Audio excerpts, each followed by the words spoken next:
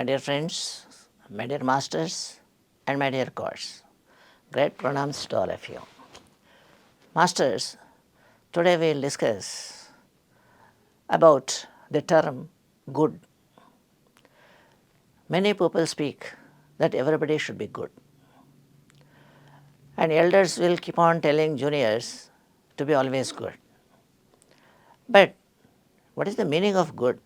What is the understanding when once somebody says you should be good? Means how he should turn to be good, whether by doing their own duties or whether helping others or listening to somebody or earning more money or giving money to others, giving clothes to others or feeding others. What is the item that goes to show that we are good?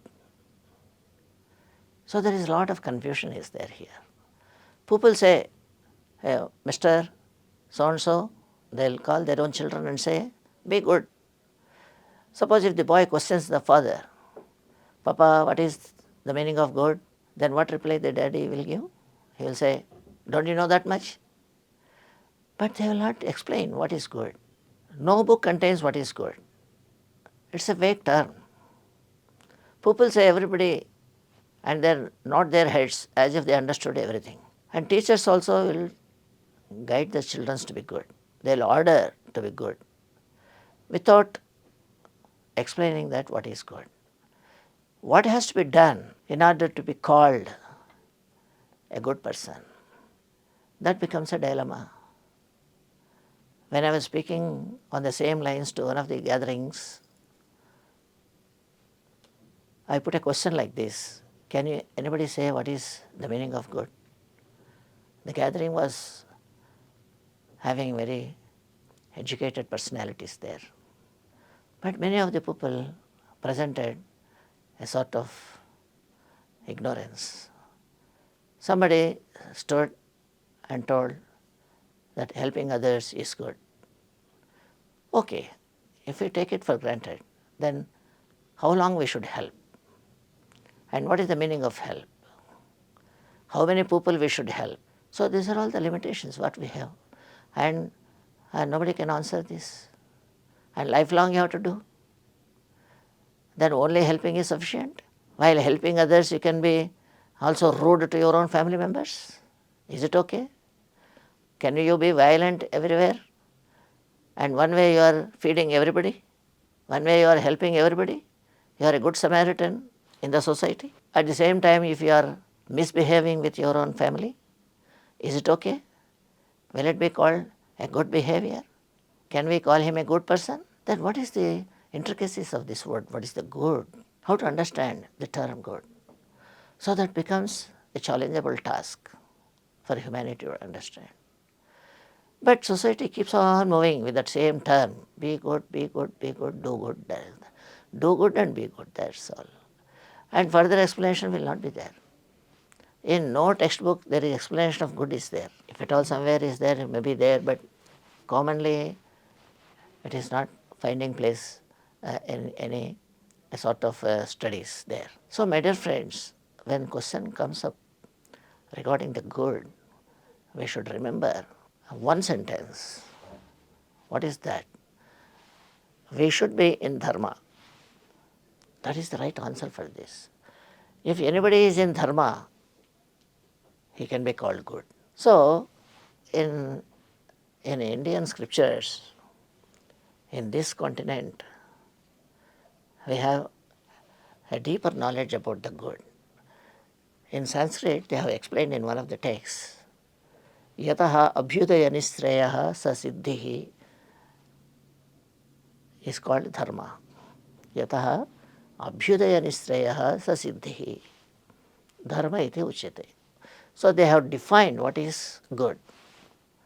According to that, the meaning goes like this: any kind of action, whatever you do, any kind of work, whatever you are discharging, in case that it is helping you and working in your progress, and it is working towards gaining progress in your life at any time, at any place, whether in this plane or in the upper planes, wherever you go, you will be blessed with progress. There is no regress for you.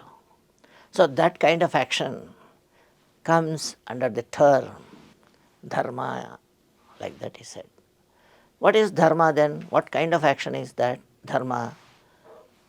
So dharma is one thing that people can become good by being in dharma palana. Ahimsa paramo dharmaha. So if you are non-violent, then you are supposed to be in dharma.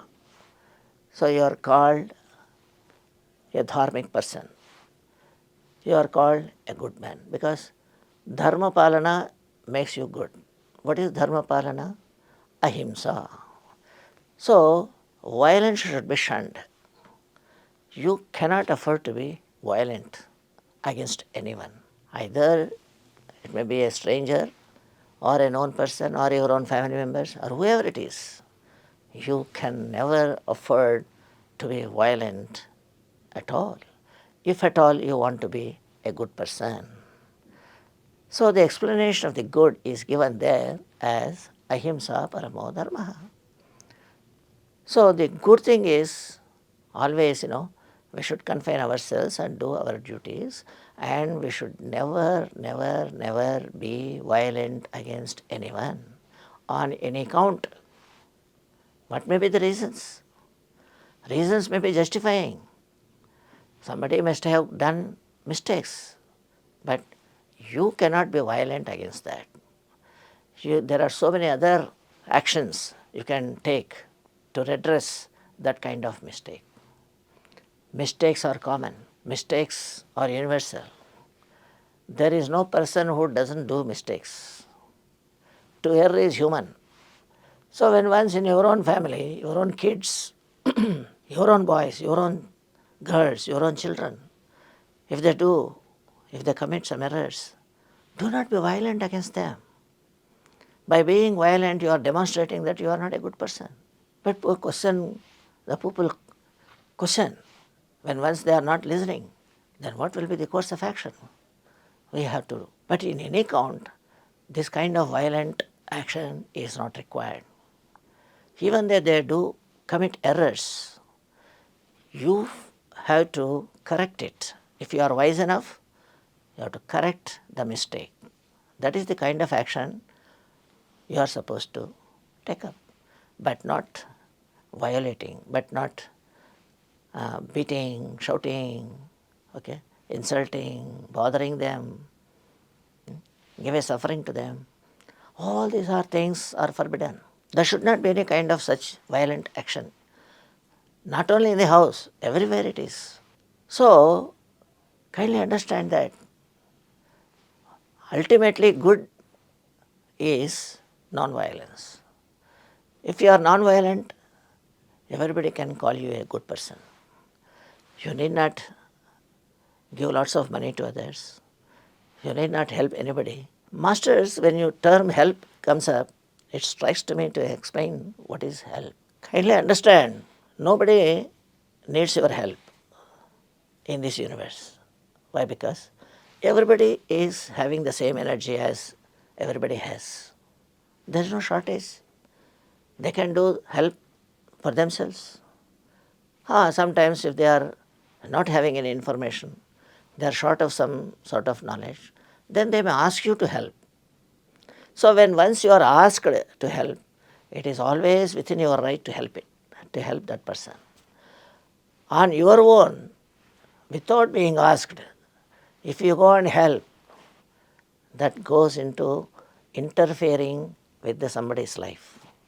Should never be done. No interfering with somebody's life. Don't interfere with anybody. On being asked, you can help. That is fine. In some cases where people are unable to walk up to you or speak up to you, or they are not in a position to ask you by means of any kind of disabilities or by means of some accidental incidents, they fell unconscious, they are unable to ask you for help. In such cases, you can yourself will contribute to help them.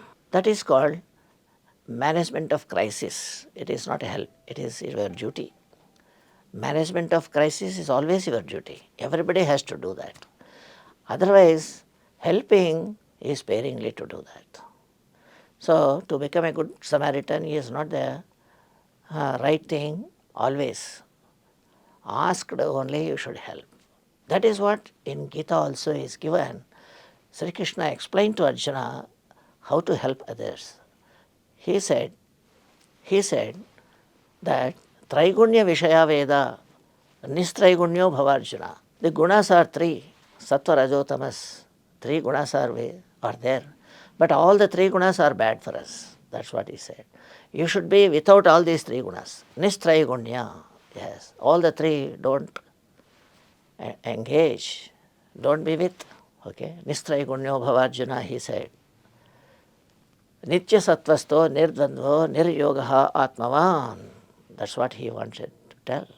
So when once we are invoking all these lessons from the great masters, we have to understand that one can be good if he is non-violent. Violation in any way, for any cause, for any kind of action. So, my dear friends, from today onwards, we should cultivate non-violent habits. All habits that give rise to violence should be shunned, and we should also take our people into confidence and behave friendly and go on correcting the people instead of applying violence on them. So with this, I conclude these words. Thank you very much.